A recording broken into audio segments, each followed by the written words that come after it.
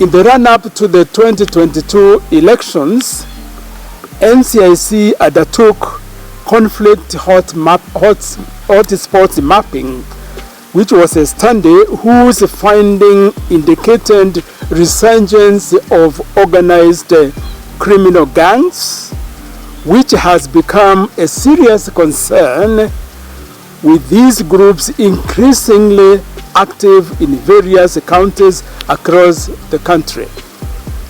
And in Nairobi, Mombasa, Kisumu, Nakuru, and Kiambu have seen a significant rise in gang-related activities, ranging from extortion and armed robberies to violent attacks on residents and businesses. These criminal organizations have been able to establish a strong presence in both urban and peri-urban areas, where their influence and operations have disrupted local communities, making everyday life dangerous for many Kenyans. The operations of these gangs are increasingly becoming sophisticated as they target well-educated idle youth for recruitment. The situation is further exacerbated by the involvement of these gangs in cyber crimes, illicit activities such as drug trafficking and smuggling, which stoke violence and destabilize communities. The resurgence of these gangs, it is imperative that we nip this problem in the bud. Otherwise, the evolution of organized criminal gangs could lead to what is stated by the UN terms state capture, which is just one step to becoming a criminalized state. As a commission mandated to promote national unity, identity, and values, and to mitigate ethnopolitical competition and ethnically motivated violence, we firmly urge all Kenyans, including political leaders, to exercise tolerance in both their actions and speech. Utterances such as us versus them, particularly from political class, continue to divide the country, and this must stop immediately.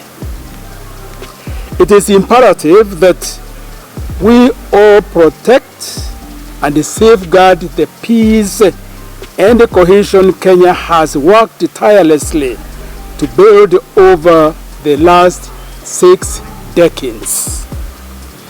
And what has taken that long to build can be destroyed in a matter of days. We must prioritize unity and ensure that divisive rhetoric has no place in our society. As NCIC, we have seen and we have had a lot of politicians coming up with divisive politics of the us versus them, and we greatly condemn these words, especially by certain politicians. We are investigating these politicians as NCIC. In fact, we have concluded some of these investigations. We are awaiting their arrests from the DCI, and finally for them to be charged by the DPP. And we hope to see full cooperation from these two arms so that our country can continue to be united and it can continue to live in peace, harmony and cohesion. We have investigated very many politicians for quite a long time, and currently we have over 10 members of parliament who have active files in our offices. Yes. We have also condemned the issue of abductions. We know very well that if someone has committed an offense, The Constitution shows the procedure on which they should be face the law. An arrested person is not the same as an abducted person. Abduction is actually a criminal offense, and it should not continue. We should not see young people who have done certain things be abducted. If they have made any criminal offenses, they should be arrested, informed of the reason for their arrests, taken to the police station, charged, and finally presented to a court of law within 24 hours and, you know, charged and prosecuted for their offenses. This is not what we are seeing happening, and that is why we strongly condemn the issue of abductions, and they should end. They have no space in the current under the current constitution. They have no space in a peaceful and cohesive country, and they also have no space in a country that obeys or respects the rule of law. And therefore we say that abductions must come to an end.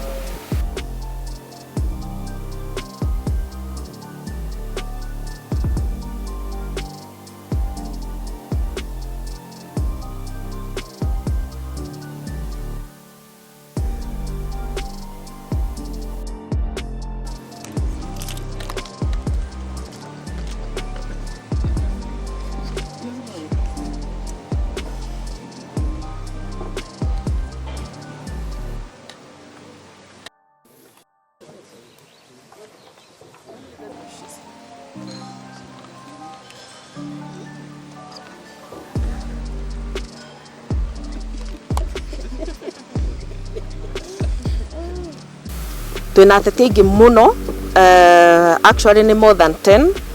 Twina Dan Wanyama, twina Farah Maalim, twina Oscar Sudi, twina atongoria aingĩ mũno tũrarũmĩrĩra arĩa makoretwo makĩaria ciugo cia gũcogera ngũĩ bũrũri-inĩ ũyũ, na ũthuthuria nĩ ũthiĩte na mbere, na ona ingĩ nĩ irĩkĩte completion, nĩ ũthuthuria nĩ ũrĩkĩte, na tũgahe DCI nĩgetha meke the next step nĩyo arrest na charging ya criminals aya. Na DCI mangĩkinyũkia ikinya rĩu rĩa gwĩka arrest na mama charge, DPP nayo ĩmakinye igoti-inĩ matuĩke gũkorwo na prosecution, no tuone tũthiĩte kabere. In the run-up to the 2022 elections, NCIC undertook conflict hotspots mapping, which was a study whose finding indicated resurgence of organized criminal gangs, which has become a serious